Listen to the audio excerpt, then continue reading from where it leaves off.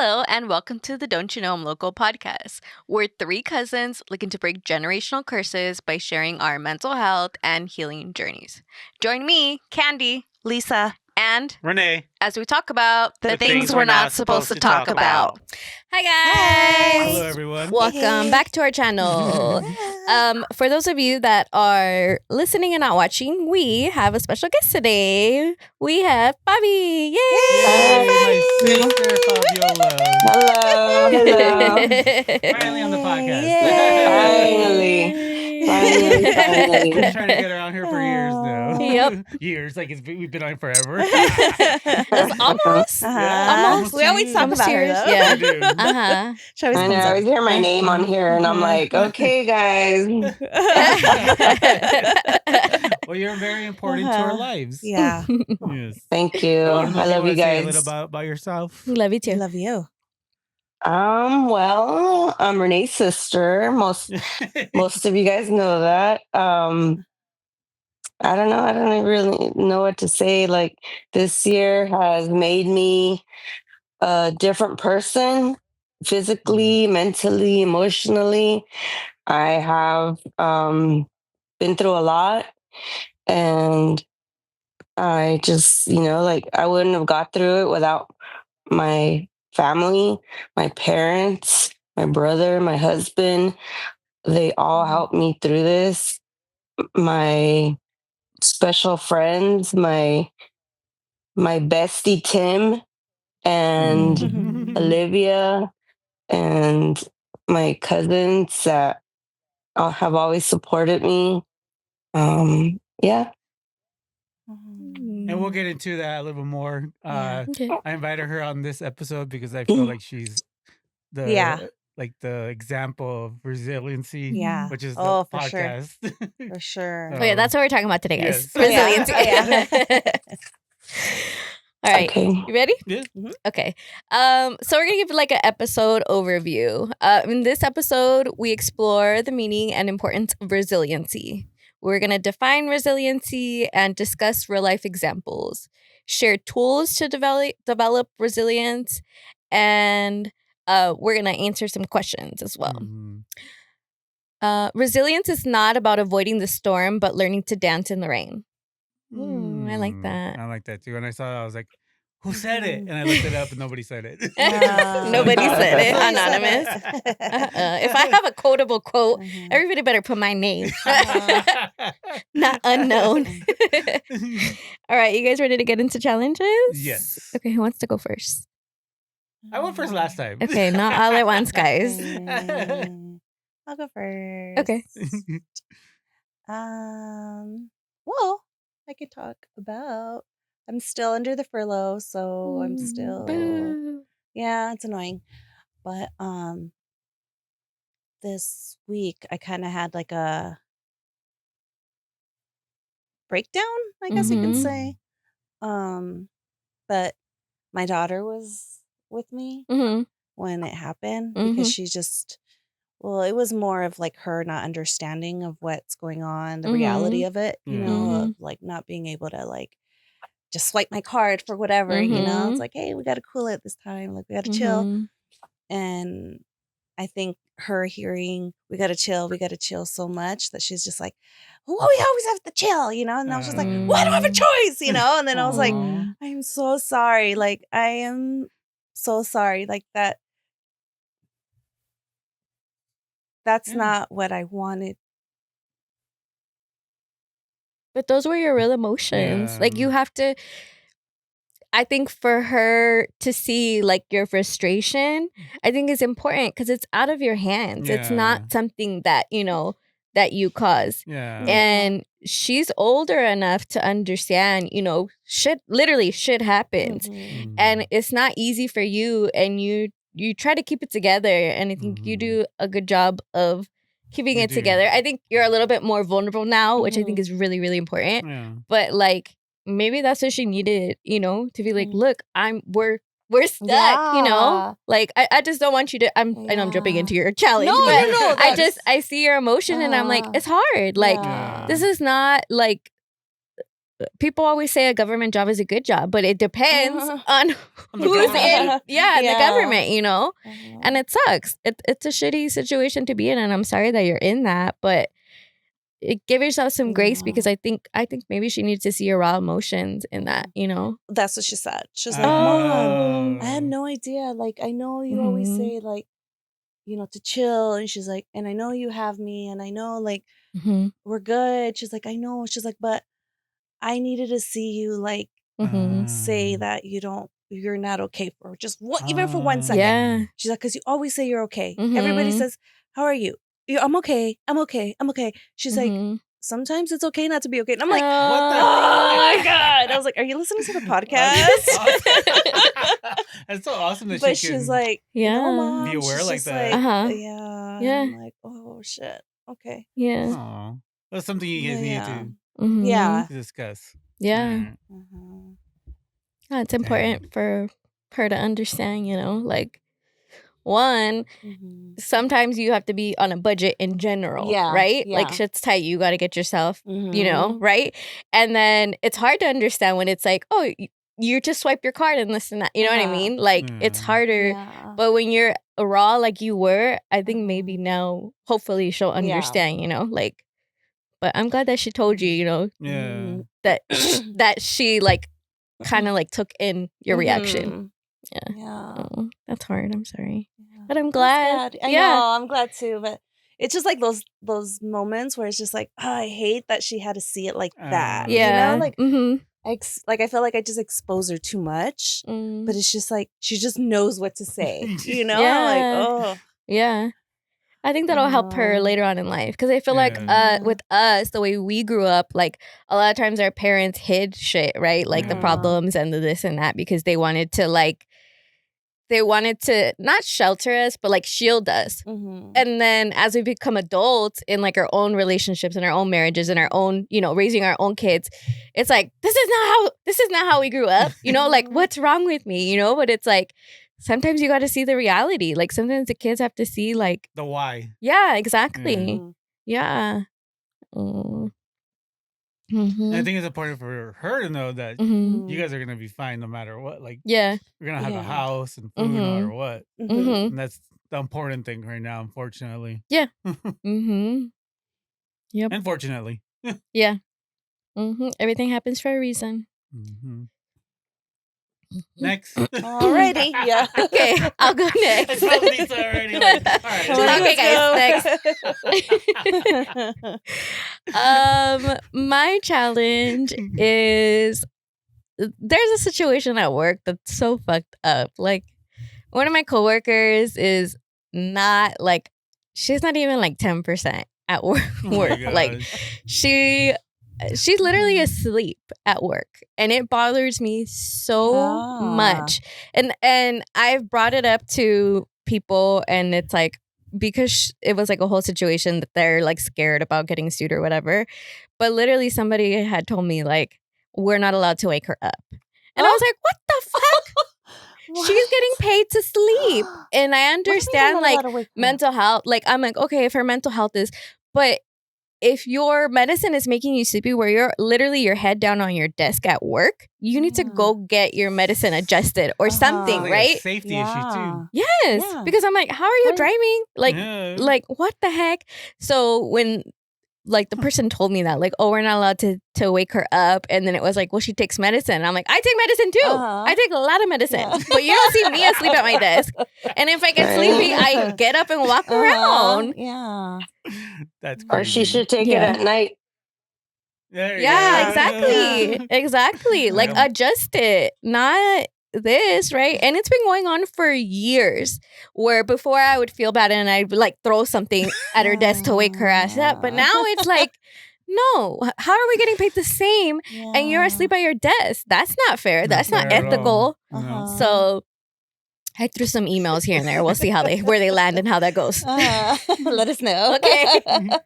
Yeah, it's so frustrating. And I find myself, like, I had to stop myself from, like, obsessing over, is she asleep? Is she awake? Is she asleep? Is she awake? Like, what the fuck?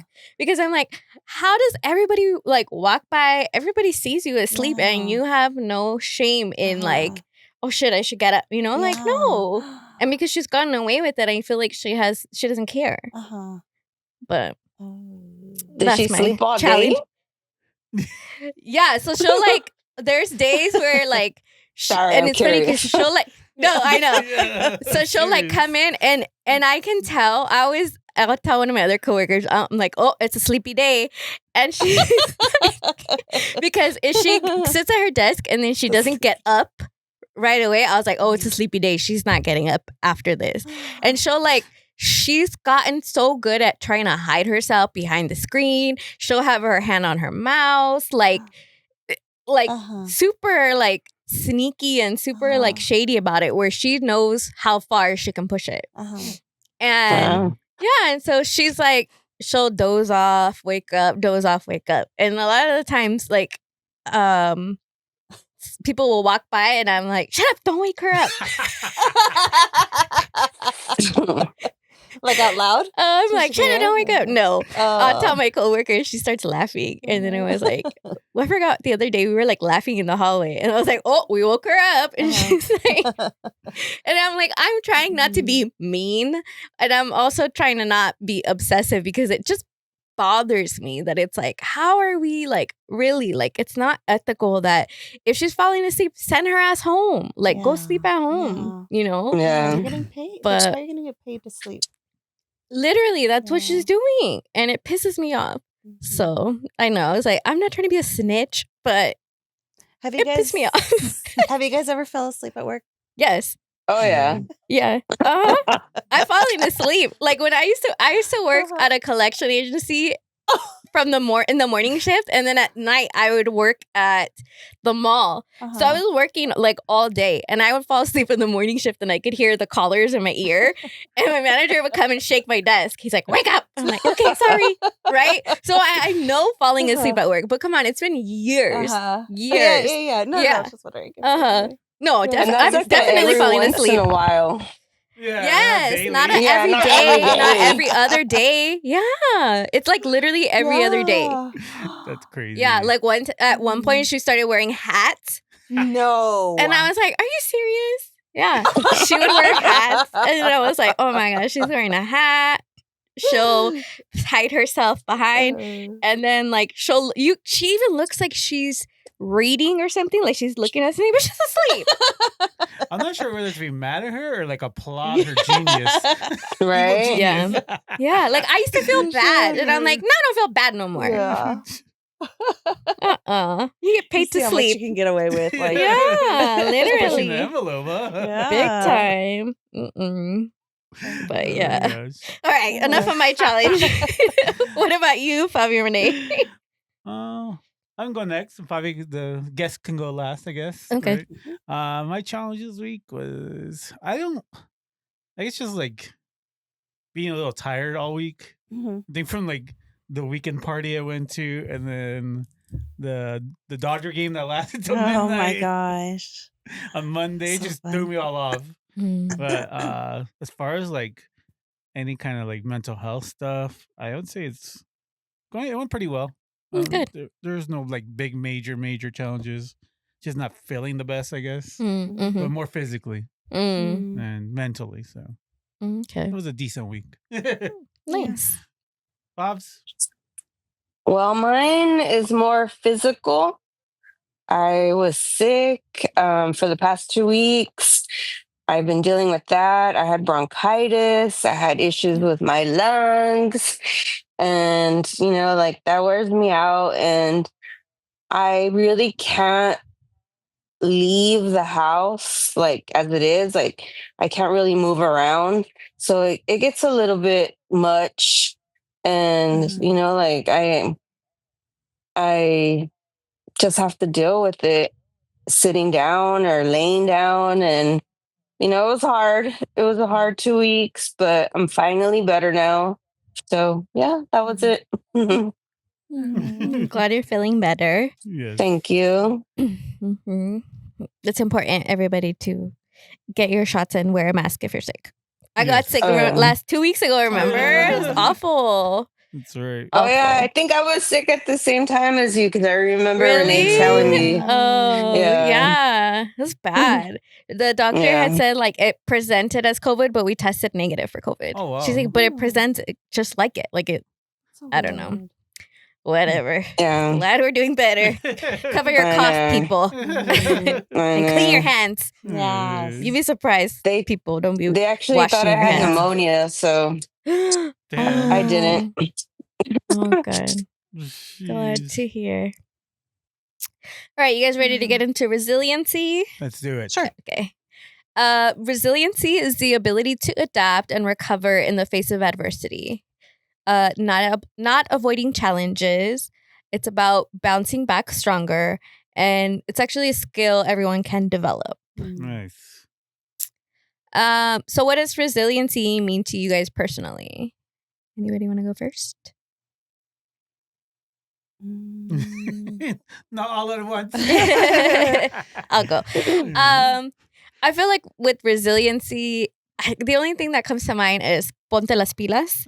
Like, I don't know how you would translate that to English, but it's like, just Get your shit together. yeah, kind of just thing, push or get through your it. shit- Like, yeah. you got this, push through it, like, especially right now. Like, I just feel like God. Seriously. the world is so messed up right now.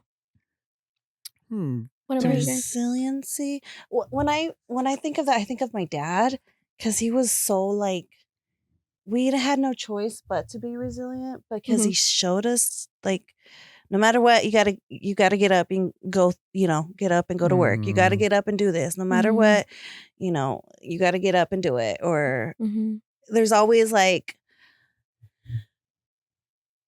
a side or like the end of something, like everything has a time and then it's gonna end. So just think of like the end. I don't know. He always said weird stuff like that I'm always like, okay, Dad. But now I'm like, oh, I know what he meant. Now you get it. I get it. Yeah. It's like just keep powering on, and you'll get through. And I think now living the life, we all live through and stuff. It's like, okay, well, I guess you did power on and, I guess it is resiliency. Yeah. So my mom is too. She's like, it's okay. Like you'll move on right now. Just give it a few days. Like it's okay. You'll be fine.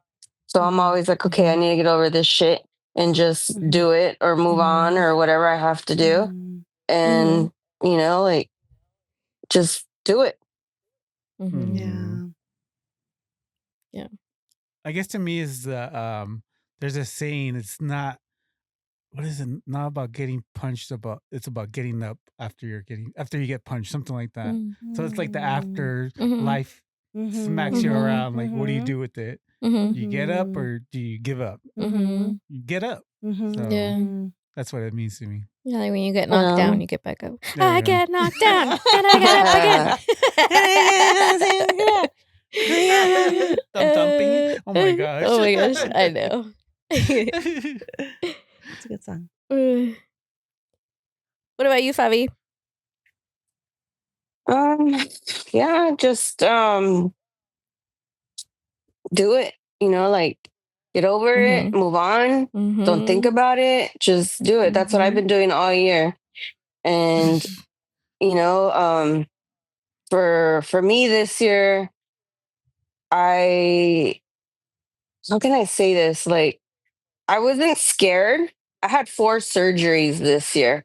I started off with my toes being amputated or cut off, then below my knee, then I had a revision, and then they went above my knee. I had 4 surgeries, and each one, like, I wasn't scared because I didn't know what they were going to do. I would just wake up and be like, am I still here? Like, what's going on? Oh my god. And that's how I was all year. And then now I'm traumatized. Now I don't want to go to the ER. But, like this whole year, it was more like I wasn't scared. I didn't know what they were going to do to me. Yeah. And Oh my gosh. yeah, Tino was always like, "Aren't you scared?" And I'm like, "No." He's like, "Why not?" And I'm like, he's like, "I'm scared for you." And I'm like, "I know, but I don't know what they're gonna do. So how can I be scared and just get it over with?" And it was a long year, 4 surgeries, and I'm finally like, like getting better where I'm gonna get my prosthetic and next week, I believe, and Oh my hopefully that gosh. helps me get around. And I just have to do it. I have to learn how to walk again. I have to learn how to, like it's crazy that you have to learn how to walk again, but Yep. I'm just gonna have to do it. And that's how my mentality is of just do it, get it over with. What's Like gonna Nike. happen? Yeah, just do it. Yeah. Like I always Just tell do one it, of my put your back cousins, into it. like, yeah, like I always tell one of my cousins, I'm like, you're okay, nothing's gonna happen to you, you're fine. Like, just, I actually told her, fuck it, just do it. Yeah. Yeah. Yeah. Yeah, I know my mom felt the same way about hospitals after. She Oh didn't yeah. want to go. Before her second surgery, we took her to, so my mom had we had gone to the orthopedics office to get the stitches removed and stuff like that. And then her leg had swollen like really big, and so they're like, "Oh no, you need to go to urgent care." Then urgent care was like, "Oh no, you need to go back to the hospital where you were originally at." Okay, so with my mom, we ended up back in the hospital, like back in the emergency room, and she was like so over it, right? Because she had already been in the hospital for so long, and then after that, it was like surgery after surgery, and now she's like, I don't ever want to go back to the hospital again. And I was Yeah. like, I totally understand, like, especially like I was there all the time, right? I worked from home when she got released, but like just being at the hospital all the time as a visitor, I can imagine what it's like Oh my being there, gosh. So I totally get what you're saying, probably about like, I don't want to go back because Yeah. it's exhausting. Well, I was in the hospital for 2 months straight, Oh my like from the end of gosh. February all the way to April. Wow. Damn. I know, it was That a was a long tough time. time. Yeah. I know. I feel bad for everybody, like my Oh. parents having to Oh. drive, Tino having to come after work. Like, it was a lot. I know it was a lot. They didn't have to. They wanted to. I just want to make sure that you know That's that. what my mom always said. Yeah. She always said that. Yep. I'm like, okay, well, thank you. All right, guys. Can you recall a moment where you had to be resilient? I can go first on this one. Okay. I guess with my sister's, hospitalization, it was tough seeing that, like just from the outside perspective, but also I'm like, oh my gosh, she is amazing. Like I Yeah. just seeing her going through this and not giving up and just the attitude she has, like I'm like, wow, like this is it's beautiful in the sense like that she can do it and she has been doing it and continues to do it. I'm just like, wow. And so I guess it's in a way it's hers, but it's shared, right? And then when my friend passed away, it just like not going through like a dark path and just keeping my mental health up. So yeah, I guess those two things. Okay. Lisa? I have a few. Okay. I have a few, but I'll the Share one 'em that all. really gets me is when Tommy passed away.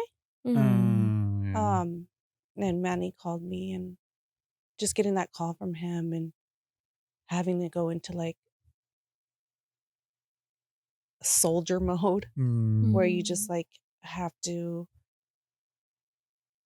like push your emotions, everything to the side because your brother needs you, like just seeing the brokenness and seeing the whole scene of everything and having to be like, okay, you know, you have to talk to the police, you have to tell the story, you have to, you know. Yeah. That was really hard. For those of you who don't know, Tommy is Lisa's brother-in-law, who passed away 3 years 3 years ago. ago now. Yeah. Wow. Yeah. I always hear him.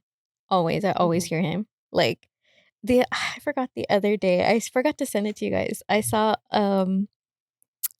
a license plate and it said it looked like it said "Lo siento," and I just started laughing. That's something You used Tommy to would always always say. Lo "Lo siento. siento." Lo siento. Lo Lo siento. With this little That's accent. funny. Yeah. siento. Oh, Yeah. Thomas. Mm-hmm. Well, the other day, I did talk to Go ahead. Manuel the other day. Sorry. Oh no, go. You're good. And we were talking about my hair loss. And I go, yeah, I'm going to start wearing wigs. And he's like, oh, he's like, if Tommy would have been here, he's like, he would have loved to have taken you to get your wig. And I'm like, oh my God, we would have had so much fun shopping for wigs. Oh my gosh, how funny. Oh. Good old Tommy. He's like, I have his little like in memorial thing in my office, and I love looking at it because he has like this big blonde fro and like big platforms. I love that picture. I'm like, that just shows him exactly how he was, you know. Yeah. Yeah. Hilarious. For me, it's a couple of things. The first, I would say, in going to therapy and continuing my therapy, I think is, for me, the biggest one was when I was like, this therapy is not working for me. I need to find something else. I think me being like, believing in myself to be like, I know you can do, you like, you need something higher, like better. And to be like, okay, I can do it, you know, like not be scared to be like, I'm going to try this new therapy because this other one isn't working for me and I'm not growing as much as I want to and that I know I can. That was a big shift for me. Like it made me feel like I believed in myself, which is not something that I feel like in the past I had done. And the other one is with my parents' accident. I was the one that kind of was there first and had to like contact my sisters. Like my sisters knew semi what was going on, but like you said, I had to like go in and do like I was the first one at the hospital. And honestly, I don't know where I would be without Fernando in that moment, because he said, he's like, I saw, because he actually did like his internship at that hospital, like because he had to go to all the different hospitals. So that he was like, oh, I'm in medical. So they like let him back there. And so he was able to see my mom before I did. And he was like, I had to clean up your mom because I couldn't let you see her like that. And so even for him to be like, I know this is all on like right now you're having to handle it, for him to be like, you know, let me clean her up before. But just in that situation, just having to be like, okay, I need to talk to the insurance people. I need to talk to this person. I need to do this. I need to know what medication she's on. I need to do all this stuff. And it's like, I was like, what? Like, what? How did I, you know? And it was like, not expected of me, but it was like, okay, I need to step in and I need to take care of my mom and my dad because they were both in the accident. Like, and so it was like, okay, where are they? What's going on? Like, they won't let us see my mom. And so it's like, you know, like all these things. And it's like, I don't know where that came from to be like, okay, we have to shift this into gear and we have to figure it out because we're the one that's here and we have to let everybody know what's going on. And then that's a whole other thing, right? Is letting the family know about what's going on, and that's hard. It's hard. It's it's a heavy thing, but also the reason with me, it was like I wanted to control the narrative because I feel like sometimes with family, like it's like one thing says one. It's like telephone, right? And by the end, it's like a totally different thing. And I was like, no, I'm gonna write. Here's what it is. Here's a message. This is what's going on and stuff like that. But yeah, that definitely the situation with my parents definitely like I realized like how resilient I am because it was like, okay, you don't ever expect to have to take care of your parents like that so soon. Yeah. Like it was out of nowhere. It wasn't like Yeah. you expected it. Yeah. Me too. Yeah. Yeah. But what about you guys? Sister? Well, she kind of already said it. Yeah, right? she did. All right. Yeah, right? Unless you want to say some more about what happened and Well, the only thing I could say for me recently was that I had to deal with my hair loss. Like I really started going bald on the sides, all around the top. And I was getting my nails done.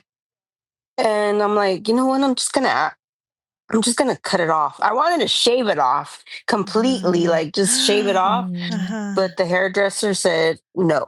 She's like, no, I'm not gonna do that to you. And I'm like, okay. I'm like, well, just give me like the shortest cut, like a pixie cut. And she's like, I could do that. And I'm like, okay. It hurt me more losing my hair than losing my leg. Believe it or not. Like I cried more for my hair loss than I did. I didn't even cry for my leg. Every once in a while I would feel like a certain way. But my hair loss was worse to me. Like it hurt. It really did hurt. And that took a mental toll on how I was feeling, that when she cut off my hair, I felt so much better. I felt like wow, like I felt better. Like she gave me like a hairstyle and it wasn't just like stringy hair, and I felt so much better after that. And I'm like, okay, I could do this. Like I'll sport the short hair. They're now short. we totally look like twins. Yeah, that's the first thing Rene said. He's like, we're gonna look like twins. I'm like, oh my God, yes, I'm just the shorter fat twin. Stop.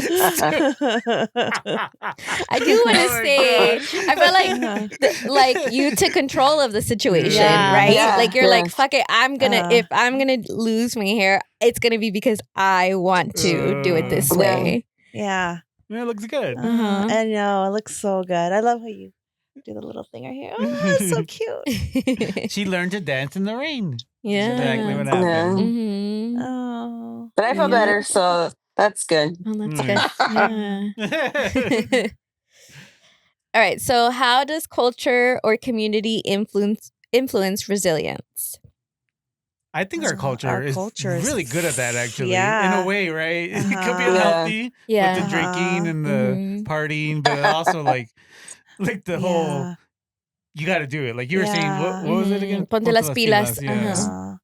I think the whole, that's the whole Mexican, like it's like in our blood. Of our culture. Having to,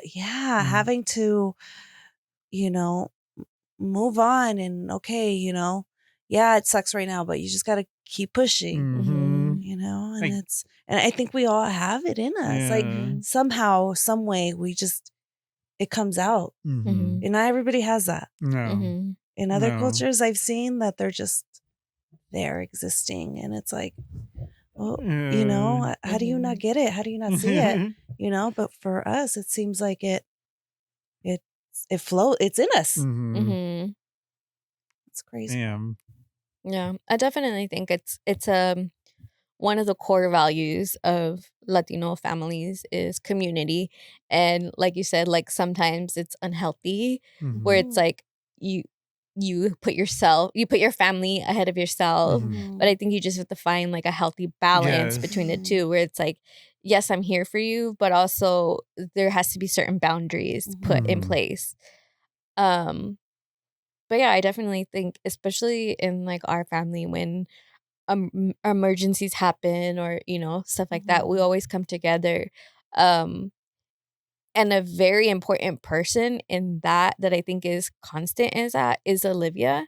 Oh Olivia, yeah. when my mom was sick, she would like, what does she need? What is this and that? And like, I'm forever thankful to her for that, because she's miles away and she's still, sending something to take care of. And it's always like, how's your mom? Like stuff like that. And it just really like, it really made me like realize like community is so important, and it's like, even with my parents, when my mom got out of the hospital, like even my niece Mariah came down to help, and like your mom Lisa came to help, and like and even Favi came to visit, like just even visiting her, and just like everybody coming together around, that's what I love about our family. And I know that's not something that everybody has, and that's why I'm like so grateful that it's like, even with sometimes where it's like, I don't talk to so and so, but when it comes down to it, we're all there for each other, and that's what matters. And I think it's so important. Do you guys Olivia. remember when? Oh, go ahead, sis. Sorry. No, go for it. Go for it. I was just gonna say that Olivia has the biggest heart ever, and she means so well, and she's just great. I can't say, like, every week she calls me or texts me like, what are we gonna do? I want to see you guys. Like, let's do something. And she's always leaving her house open to everyone. She's just awesome. I just had to say that. Yes. I love you, Olivia. Absolutely. Agreed. Love you too. Agreed. Big time. Agreed. Yeah. I wanted to say, like, one of the nights my sister was in the hospital, it was like a Saturday night, and Lisa went, one of my friends went to visit her that my sister knew. Clara, her husband Elias. Oh my gosh, that was so fun. It was so much. We were just in the hospital, in this hospital room, and we were like laughing because we were like, man, remember we used to go to clubs, we used to go party. And now we're here in the hospital room, just like we were having a blast. We're having too. we were laughing. So much fun. I'm surprised they didn't kick us out. That sounds so weird, but I get it. Everybody was always so loud. I'm like, hey guys. We're at a hospital. Yeah. Well, the other day, your dad was out here, right? And he was going through pictures. He had like boxes of pictures that he was going through at the table. And so, you'd pass by and you'd see a few pictures and stuff like that. And there was a few pictures of like us, right? Like our family, like in a room. And it's like, oh, what kind of party? Whose party was it, right? No, it wasn't a party. It was somebody's room, like grandma's room, her not the waiting room, her actual room that we're all in there. And there's like 12 people in the room. I'm like, how did they not kick us out? I mean, I know there was a few times where they were like, okay, you guys, but I'm like, I counted the people in the picture and I'm like, that looks like a party. That doesn't like that's somebody's like hospital room. That's crazy. And that's how it was in Favi's room, huh? That was fun. That was a lot of fun. I'm glad you guys had fun. I think we left the hospital like at 11 or something. Yeah, like that. I think so. Oh But even like the nurses and stuff were cool. They were just like, they would walk in and they'd be like, oh, excuse me. Like, we're like, sorry. Well, they say they like it when families or friends are there for the patient. So they're like, no, we like it. At least at Kaiser. I don't know about everywhere else, but just bring us some donuts or something. Some treats. Treats always make everything better. What makes it difficult to remain resilient? I think not practicing your skills. Like you learn some skills, right? Like through therapy or through even like medication helps, right? Like if you don't have that, if you don't have the skills, maybe the medication, you're not taking it, then that's when it becomes difficult for sure. Yeah. I think sometimes it's hard to like see the light, like see the end of the tunnel where it's like, okay, we're going to get through this. And I think with Favi, what Favi said earlier about like you just have to keep, basically keep it pushing. Like you just have to keep going. I think it's a good way to remain resilient. I really like that. Yeah. What about you guys?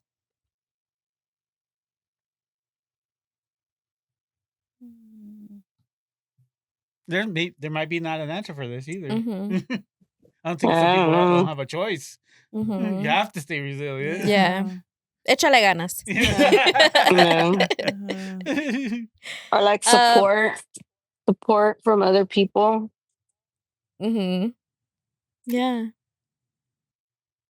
Yeah, like your support system, or like one thing that I think goes back to like our culture and our community is that showing up matters. Like even in like little things, like I've learned that so much through my nieces and nephews, where it's like you show up to a soccer game or you show up to so and so, and it's like, oh, they're so happy, and it's like, it matters. It matters so much, because it's like you want to be there, not you have to be there. I think that's really important. True. How can we encourage resiliency in others? I think we answered that with Fabi answered that, like everybody, your community. Yeah. Let's see. Whoopsie. What builds resiliency? Supportive relationships, healthy coping skills, purpose and meaning, emotional regulation, and positive self-talk. That's hard. Favi, what do you do for your mental health during all of this? Well, I actually am on antidepressants. So that does help. Zoloft. Same. Zoloft is my best friend. Sertraline is my best friend. Yeah, the little egg. Remember the little egg? Yeah. Yeah. You're so sad. I know. I'm like, I used to always say that was me. And now I'm like, and I didn't, this was like a while ago, but I didn't, wasn't on any antidepressants, but I broke down in my doctor's office one day, my kidney doctor, and he's like, "Do you need help?" And I'm like, "Yes." And that's how it started, and I feel better. And I also take anxiety pills as well. So that helps. Me too. That helps a lot. Yeah. We encourage medication if it helps you. Yeah. Sometimes you need a little help. Yeah. Well, because a lot of the stuff is like chemical stuff in our heads. It's not like, I think we mentioned it before, where like if you get hurt or something and it's physical, you put a Band-Aid on, you go to the doctor. Yeah. And why not? Yeah, it's a chemical imbalance. The organ too. Yeah. Exactly. Yep. Exactly. I think the supportive relationships, we've talked about it before. It's sort of like, dang, like it's a big deal. There's some people that don't have it at all, and it's like, oh my gosh. And I think my parents have been, oh my gosh, have been amazing to you. I wish I could be there more, but they have saved my life, my mom and dad. Honestly, like I don't know what I would do without my parents. Like they're so like helpful, and just like sometimes I get mad and I lash out, and they don't even tell me anything. I'm like, I'm sorry, like I don't know where that came from, and they're like, no, it's okay. Like I'm like, no, it's not. Like stop. But like they're so great. They have saved my life. Agree. Anything else you guys do for resiliency? One thing that kind of gets me through is like, if so and so did it, I could do it too. Like I do that a lot. Or if like, hey, if I don't know, just anything like that. Like if anybody can do it, then we can do it too. Yeah. You could do it, put your back into it. Yeah. Yeah. I think positive talk too is like really important. Yeah. Where it's hard though. It is hard, but I think that's like one of the main things is just that mentality of like, I can do it, right? Like my sister says, Yeah.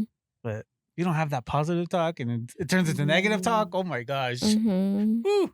It's hard, but it's a learned skill It as is. well, It right? is. Because it's like a lot of the tools that we learned were not taught to us, and it's like Oh, you have to no. have the want to grow, and you also have to have like you have to keep at it. Like you can't stop growing, so you have to keep being open to new tools. And it's like between us, we've all learned new tools, or like you know, like.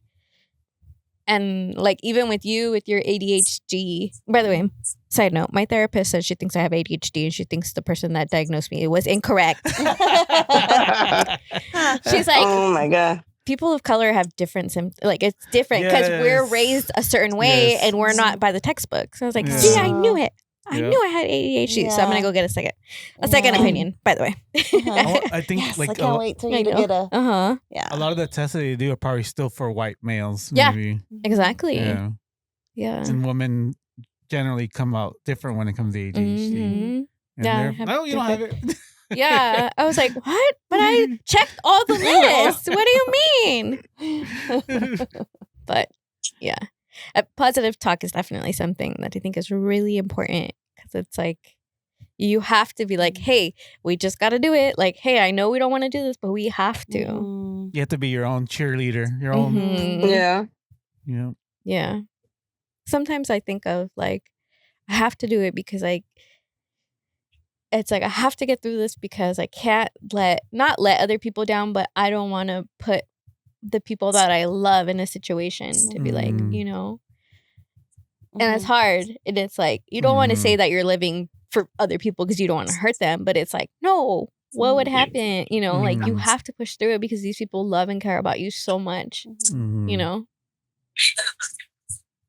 Yeah. So true.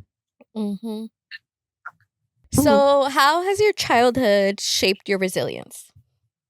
Bobby, you want to go first? No,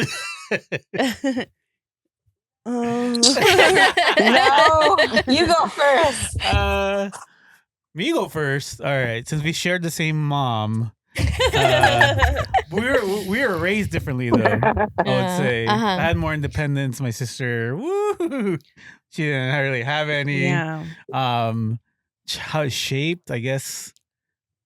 I would say nothing was. I want to say nothing was a challenge, but like it was typical Mexican family where the son is the prince and the daughter is like, you know, the help. I guess so. The help.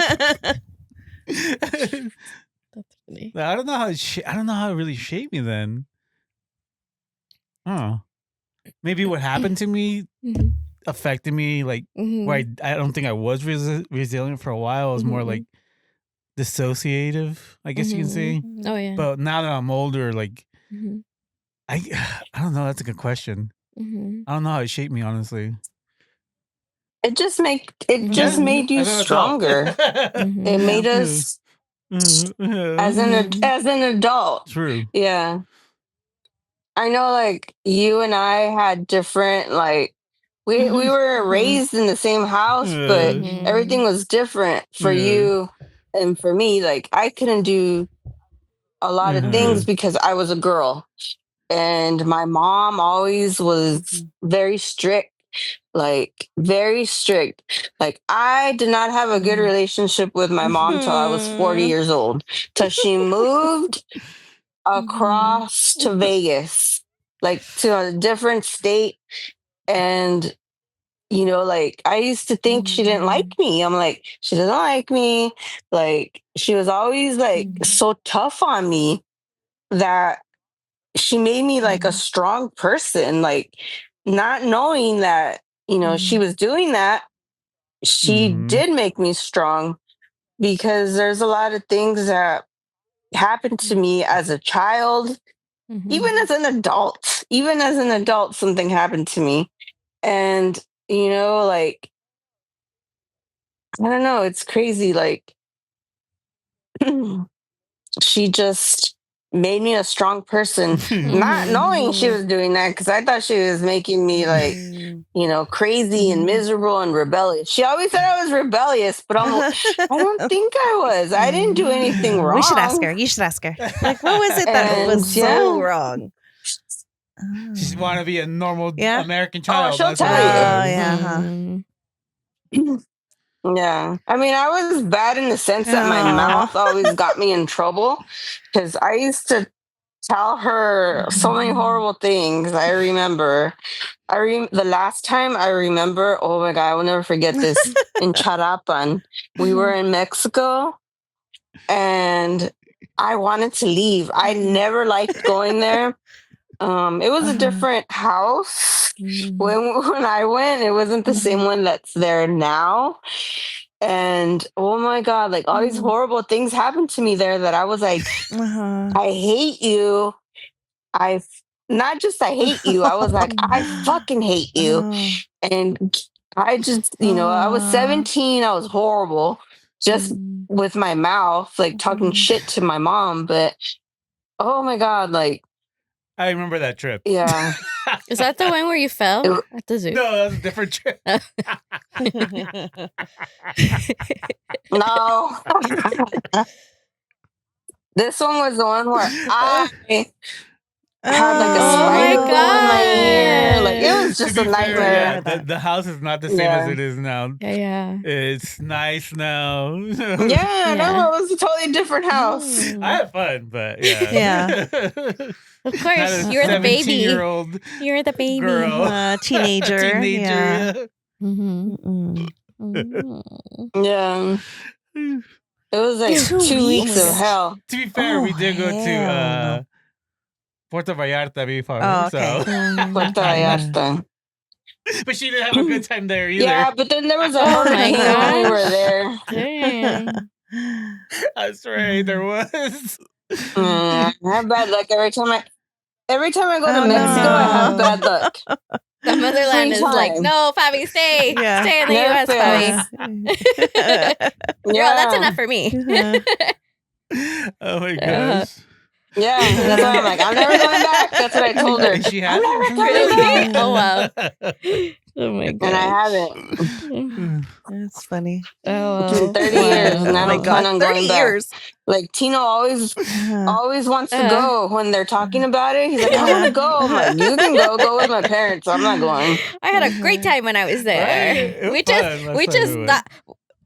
I wasn't we even were there for a day. I was there for like half a day. I was like, that doesn't I went to go count. see the house. That doesn't We went to go count. see the church, and then we went to go see the ruins of the volcano. We didn't go up the volcano though. That's fun. I heard that's a fun. It's fun. I heard. Fun. That's a climb.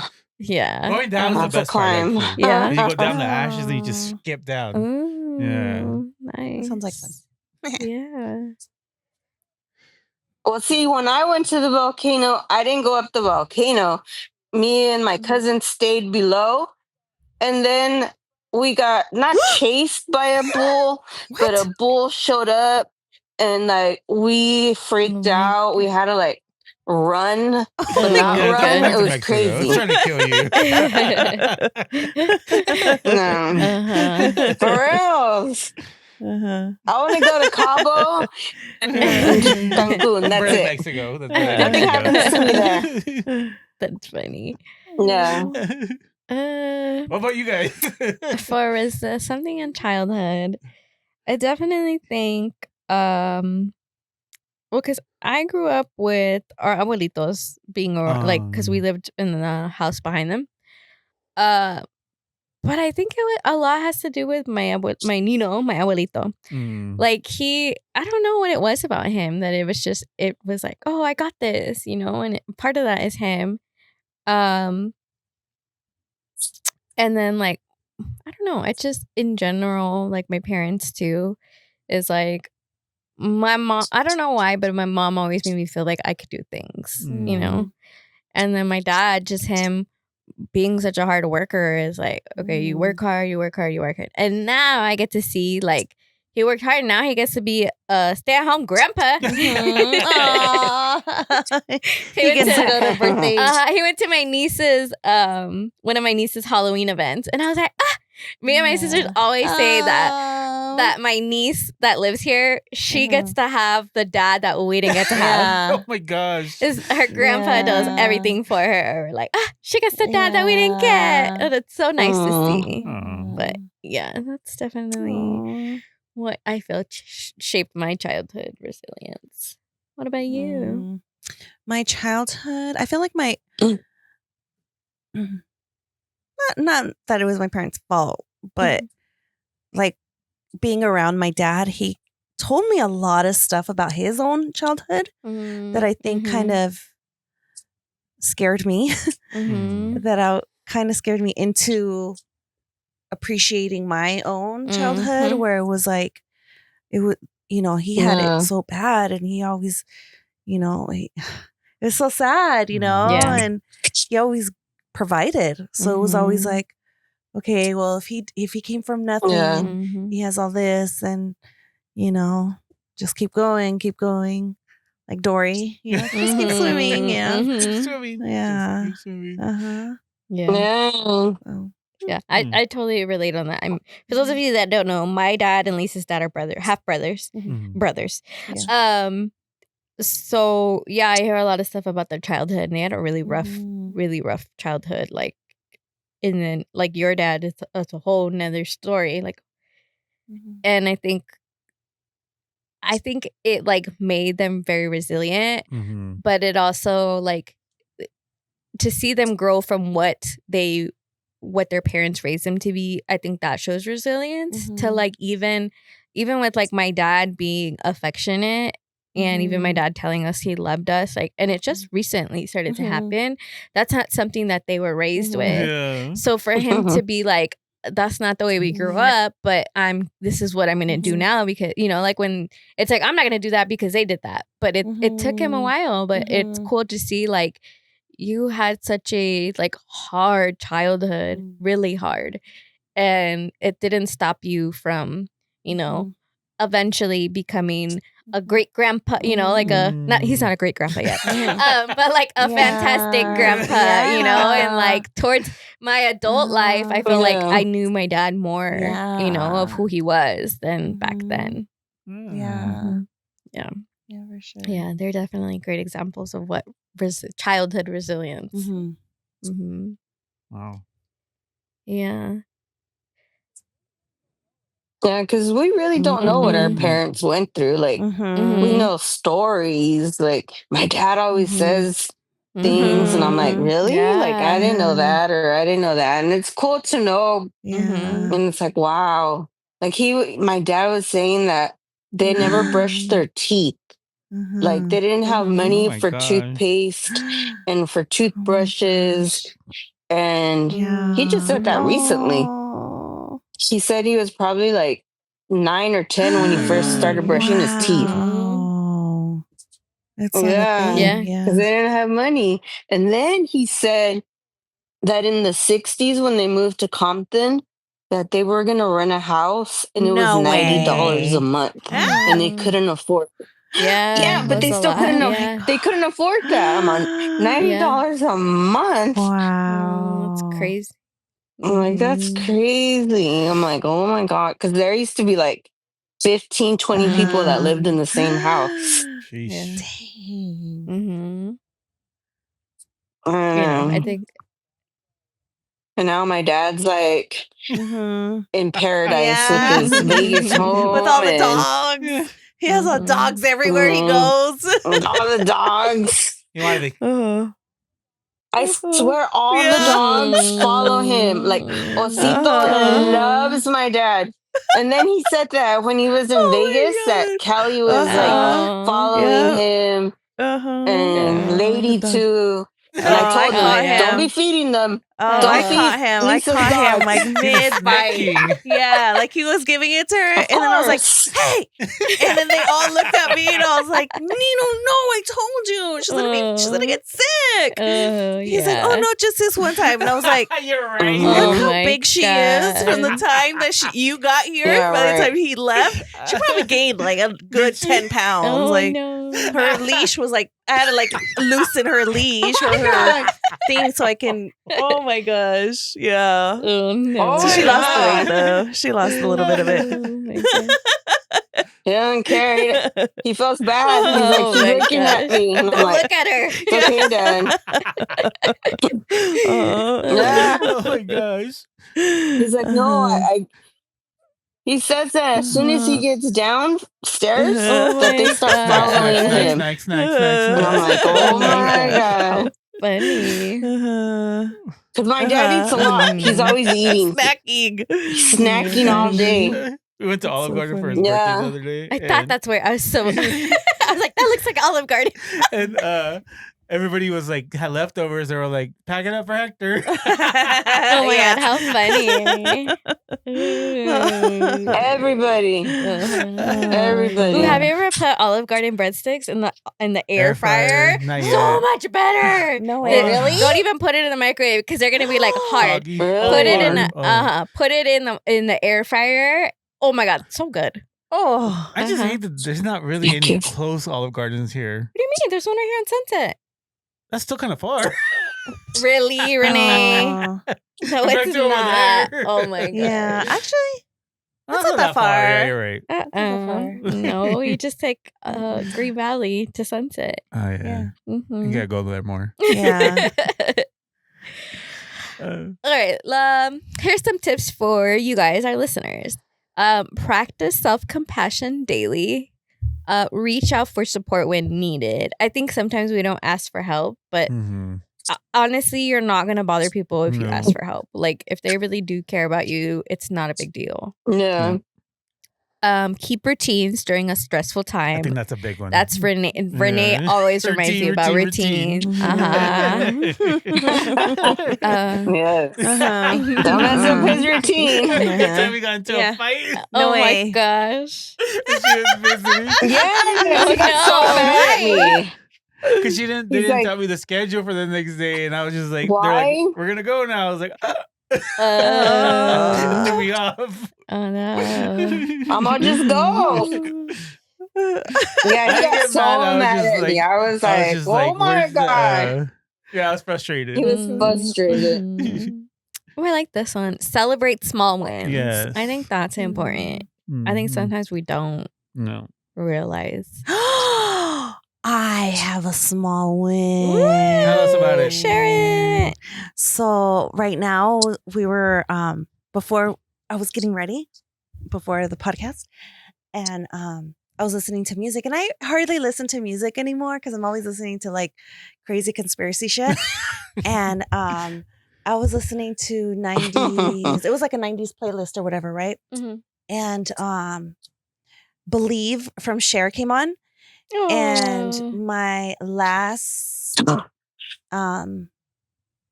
marriage, like that song hit me so hard, right? Like it hit Mhm. me. And then for the longest time I couldn't finish the song. I couldn't listen to the song because it was just like so like the words are just so Triggering. like Mhm. oh, right? Like oh yeah. Powerful to And you. then like it came on and I was like and then I was like, lady. I was like, come on, lady. So we go in my room and then like I just start singing the words and I like finish the song and I'm bawling and I'm like, I don't know how I'm gonna record that. I think that's why I'm so emotional, especially right now, because like that had just happened. But I'm like, hey, that was a small win because I was I would not be able to like listen to that song. And that song is so good. Like the words, like it's just like, you know? And yeah. How fun. Yeah. I like that. You It just happened. believe in love after love. That one? No matter how hard I try, you keep fishing me inside and I can't break through. Just kidding. That's definitely saying on. Yeah, I don't know how long it is till we have to pay royalties. So keep it short. Keep it short. Yeah, I definitely think a small wins. Recently, Fernando quit one of his jobs because he had two. And I had seen him unhappy, and I was like, "You need to just quit." And I told him, and he was like, whatever." And we hung out with the other, because he's a respiratory therapist. We went to a party with all the respiratory therapists, and he came home being like, maybe I should quit because I'm not happy there at the other Mm. place. And now he's so happy. And I was like, you see, first off, I was like, you see, you should listen to your wife all the time. But then I was like, it feels like a small win for us. Like, dang, like it was messing with your mental health and it just feels so much better. Like, I feel like I have my old husband back that was like, happy and stuff like that. Because he would come home so tired and, so unappreciated. And so I was like, yes, a small win for us. Like, so I think it's important. So I'm always like, I'm proud of you. Okay. I'm proud of you for listening to your wife.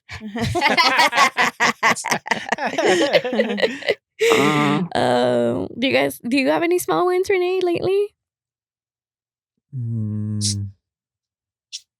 No. Okay. Not I can think of. You can think of. Not off the bat. Not off the bat. Oh, yes.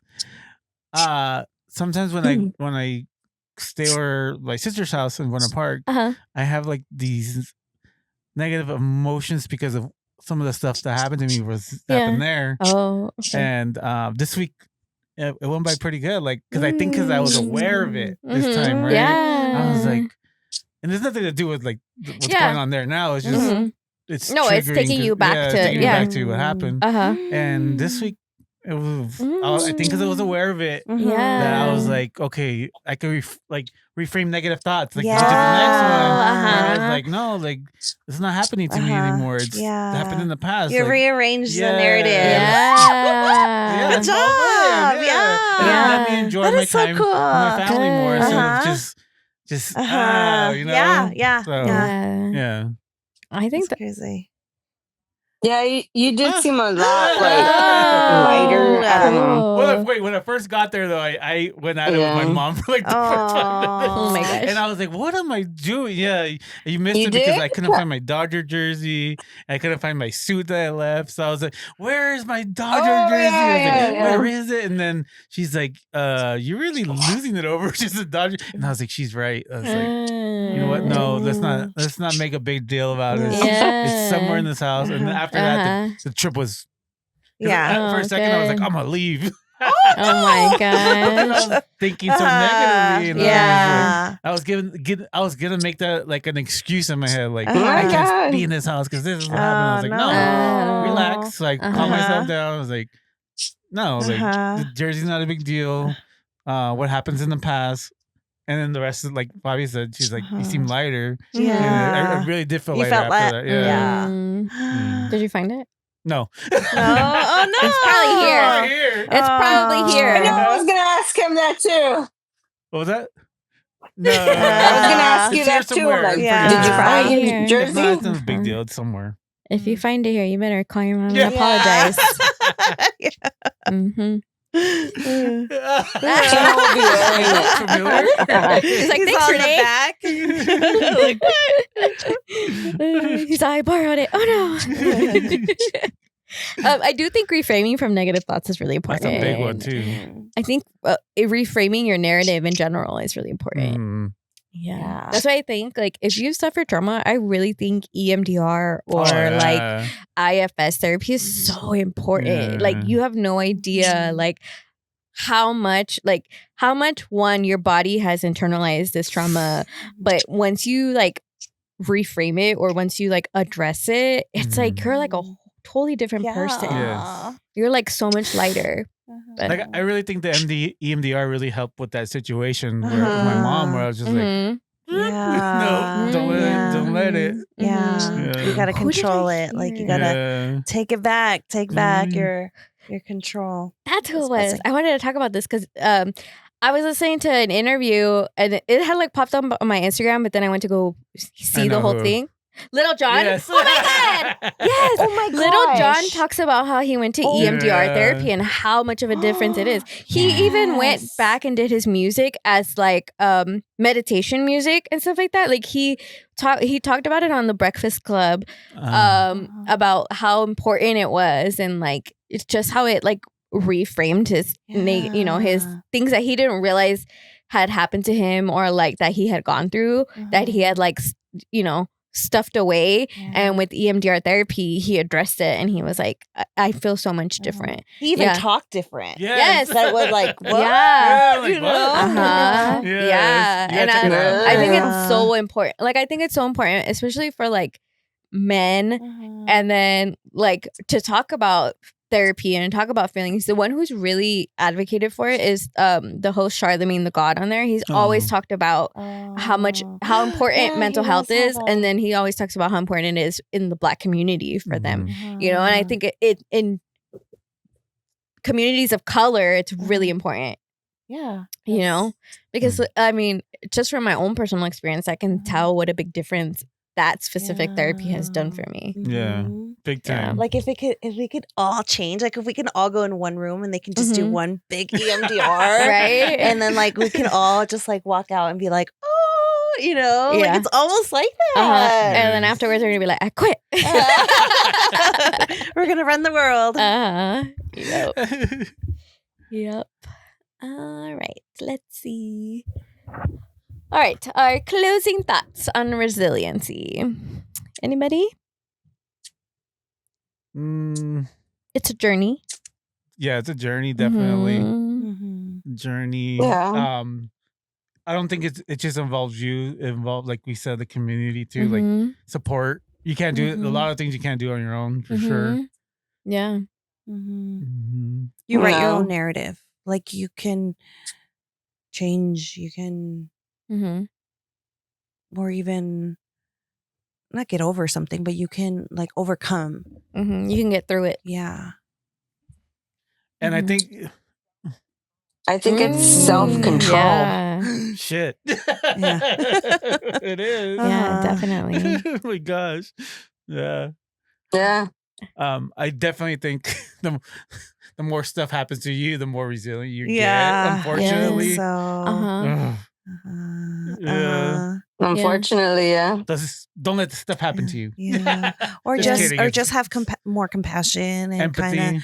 of have empathy for every for because you know what it's been like. You know you've gone through it and you've been there, so you can be like, okay, you know, damn. You can't control what happens to you, but you can control what you do. I have a question. So what do you so a few weeks ago I was at a family party and one of the persons who hurt me as a child came up to me and said he was sorry. And I'm like, oh, like I don't talk to this person. It's been years. I don't see him. Like I have nothing, to say to this person. And he comes up to me and he's like, I'm sorry for our childhood. I'm like, our childhood? I'm like, I was thinking that. I didn't say anything because I was like stuck on. I was stuck you were on stunned. stupid. You like, were taken back. Yeah. Yeah. That alone is yes. And yeah, that alone. And I was like, what the hell? And I told my cousins that were there afterwards, I'm like, he said he was sorry. And they're like, what did you say to him? And I'm like, I didn't say anything. I stayed stuck on stupid. And Olivia later on, when I told her this, she's like, did he say what he was sorry for? And I'm like, no. She's like, next time ask him. I'm like, oh, I don't want to talk to him, but like I'll be at peace with him. Just, stick to your life. Yeah. I'll stick to mine. Like, like I don't want anything to do with you. I'll be polite like I've always been. But, like, what do you do with that? Like, like, I don't know. That was my thing of what do you do? What do you do? Like, I don't know. Because I honestly, I don't think you have any obligation to forgive him for anything. Like, you can just take it and that's it. Yeah.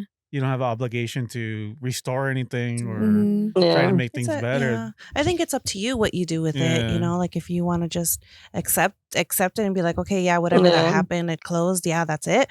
Or like, okay, that was an apology, but for what? You can dissect it and, make it whatever you want. But That's hard. That's not fair for him to do that at a party. Yeah. I don't know. That's kind of weird. At a party, Yeah, you're we're But I spot. mean, I guess maybe they just couldn't. at a party. That's their way of. Like maybe When are you they gonna feel like see they them? didn't have access to you, which is it's important that they don't have access to you. And Yeah, that's. I but I'm think so. proud of you for not saying it's okay because it's not okay. Yeah. I think your reaction is fine because it was obviously something that they needed to say. It's not necessarily something you needed to hear. I think they did it for themselves. Oh. Shit. But I think you not giving a reaction is just fine. Yeah. Because you don't have to have one. You literally don't have to have one. So your reaction was your reaction. If it's somebody that you don't want to see, I definitely recommend setting boundaries and letting those around you like, hey, I understand this, but I don't feel comfortable and this is what my boundary is. I know that we're family and certain people we can't, we can't control anybody. All we can do is say, hey, this is what I'm comfortable with. I'm just letting you know that this situation, made me feel whatever it made you feel, and because I had to do that, I had to set boundaries and be like, hey, if you want me here, I can't be around this person. And even though it was like years later going through therapy, it was like fresh the first time that I saw that person since I started going to therapy. So it was like the Band-Aid had gotten ripped off and it was like being exposed to it. So I definitely think your reaction was the best reaction, none at all. Like you were stunned and it was like for somebody to apologize for something, from when we were kids. Like, I don't know if they felt like, oh, they did the right thing or whatever. It obviously weighed heavy on them for them just to give what they felt was an apology. But only you can determine where you go from here. And even talking about it to other people and saying they apologize, because like we were all taught not to say anything. And it's like, oh, you're bringing shame to the family. But even you saying it to others around you, I think is, I'm proud of you for that because you could have just kept it a secret and, internalized that and kept it within yourself. Yeah. But I think if you're not comfortable, then set those boundaries and just, let them know, hey, if this person's going to be there, can you at least give me a heads up? Because now I feel like it just reopened it a little bit. But yeah, you don't have to accept their apology like Rene said, You just, however you want to move on from it. But also like it's kind of crazy. Like now that like the whole purpose of the podcast is to talk about the things we're not supposed to talk about. And that's like the biggest thing, right? And the fact that I don't know what it is, but the fact that he actually apologized, like that's weird and crazy. Because our abusers don't do that. Yeah, I agree. I think some people I know never get apologies. And I think when you're dealing with these issues, you have to go into it thinking you're never going to get an apology. And if you do, sometimes it's a half-ass apology, like you said, Olivia said they didn't apologize for what? For what?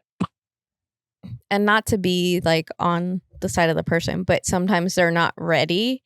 And sometimes they may never be ready. Like I said, they may never apologize to you, right?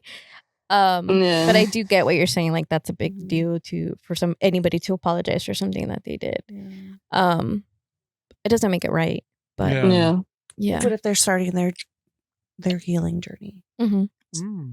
I don't know. Yeah. Dr. Chrissy said something about that. Maybe. I don't know. The video is like, you guys are talking about stuff you're not supposed to talk about. Yeah. It's grandma, remember? she does this. We're coming back, Favi.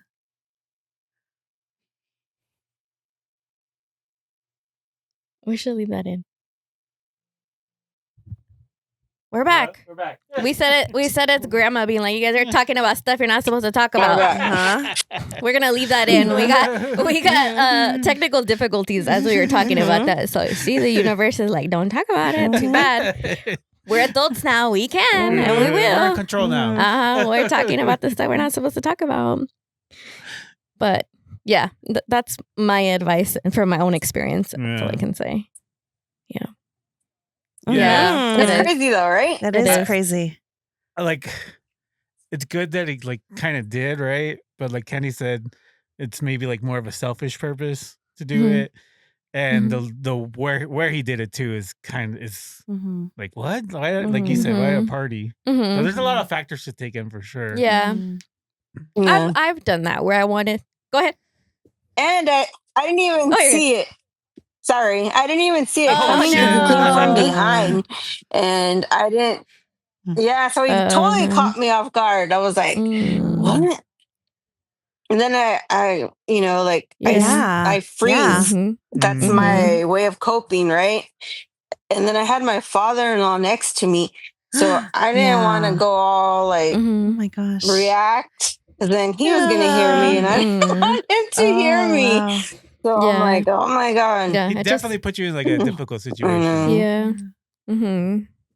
Like at that, like at that point, I think he should have gone to like a third party first, right? And maybe get approval from you, like, hey, this person wants to talk to you and apologize or talk about stuff that happened instead of just like sneaking up on you like that. So.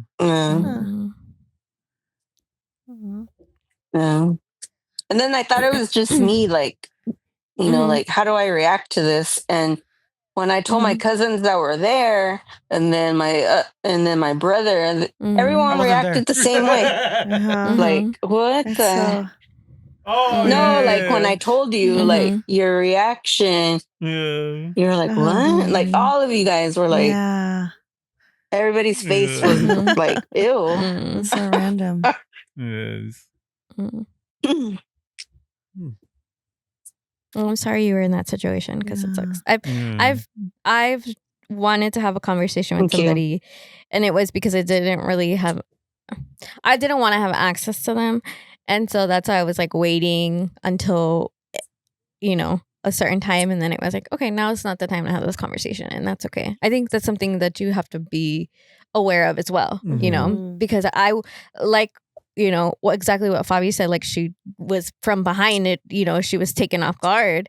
I think it's important to think about that if there's something that you need to apologize, take the time to apologize in a sincere way, in a way where this person can, in a way where this person, in a environment where this person, you're not like leaving them like like raw and open and unexpected. So I think it's important, like if you're gonna have a conversation, an important conversation, a sincere conversation, you have to be aware about the other people's mental capacity at that time, because you wouldn't want somebody to do that to you, because then it is coming off as selfish, right? Regardless if that was the intention or not, you need to be aware that this is something that maybe somebody hasn't dealt with, and you're bringing it up. Like you have to be aware of that person's mental capacity, regardless if it's I just want to get this off my chest or I've been thinking about this.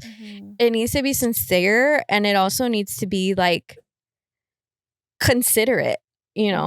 Because a family party is not, like regardless, yes, it was an apology, but it didn't come off as sincere because, because it was one, you didn't say for what, and two, because of the environment. Like, be aware you could have left somebody in a very raw, place and open cut. And left them in a place that was like putting them like back into the original situation. But and thank you for feeling comfortable to share that with us and have a conversation about that. That's important.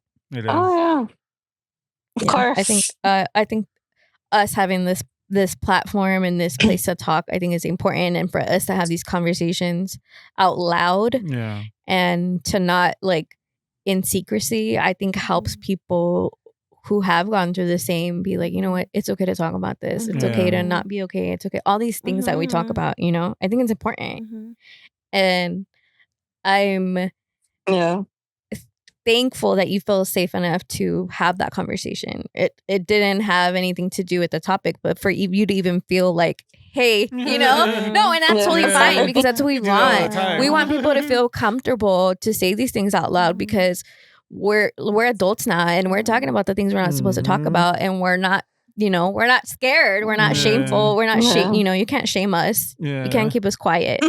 So I'm really glad that you feel comfortable to share that, Favi.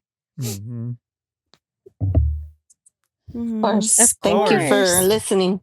We can't always give the best advice, but we will give our own experience advice. Or we'll sing. Either way. Yeah. We'll take lyrics and make them quotes, okay?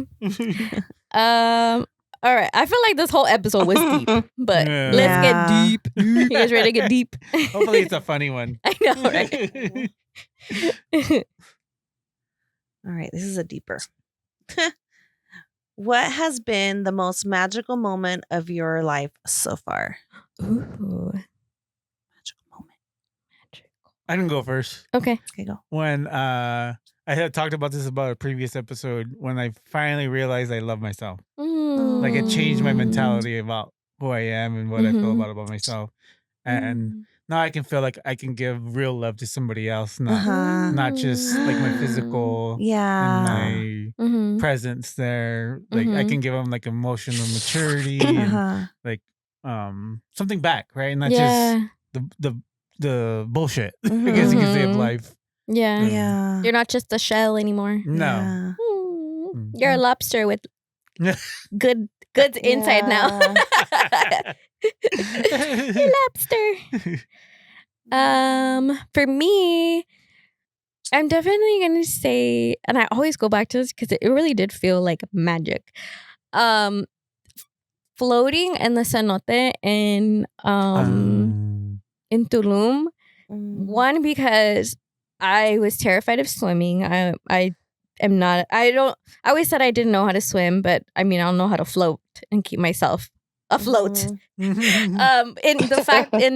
the fact that I was in a life vest, like it still felt nice to like not free float, but kind of free float, right? And then look up and see, like literally in a cenote is like a cave, and this particular one had it didn't have a ceiling, so you're like looking up into the sky from the water, and it just felt like magical. Just being there just felt magical in general. I just think cenote, and then knowing that cenotes were used for like ceremonies and stuff like that, like they have a big importance in our culture. So that definitely was like, oh shit, you're in the water, you're not scared, like you're just enjoying this water you can't see the floor in, like super deep water. That's cool. So yeah, that one always sticks with me.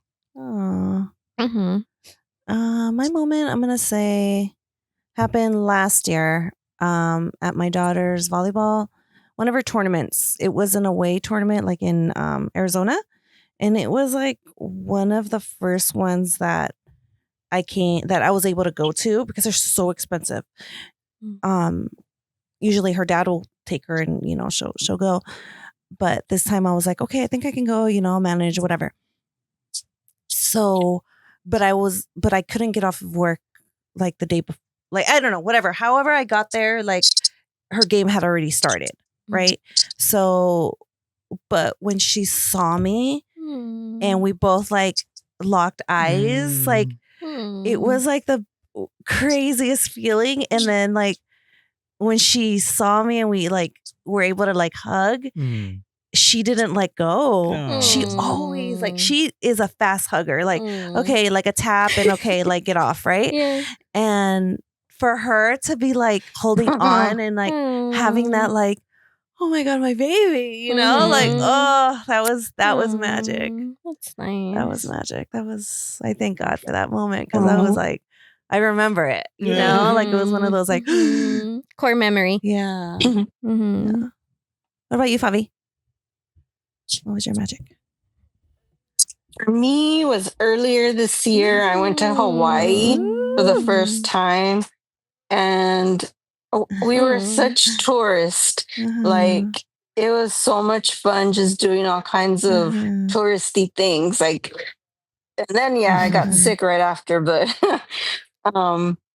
everything was good. Like the food, the scenery, the company.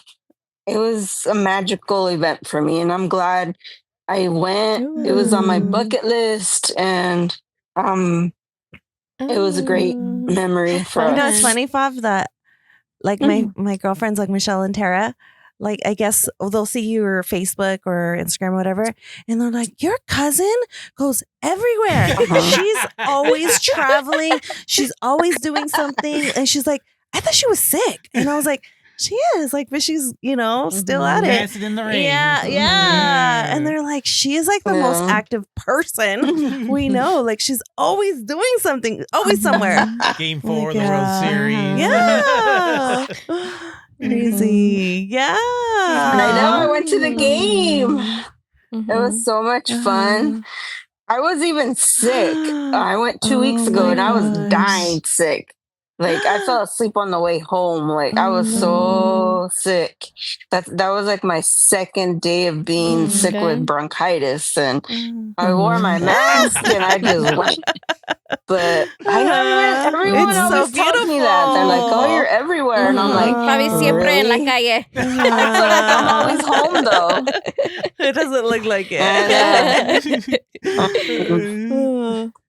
I know, and that's why I don't even post that many things anymore. Like, I don't really You're living your say life where I'm at anymore.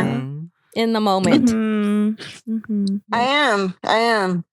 I've always, like, since I got sick, I'm like, you know what? I'm just gonna do whatever I want, and if I can do it, I will do it.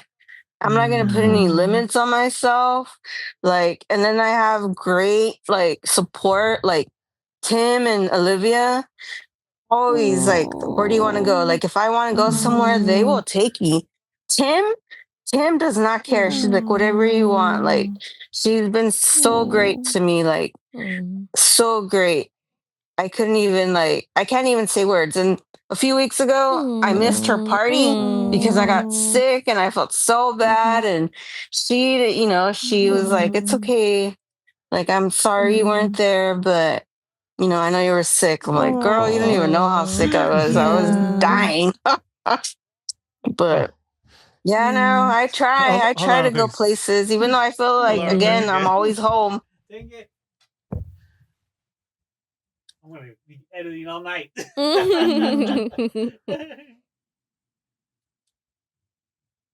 Okay. We'll gladly take the company.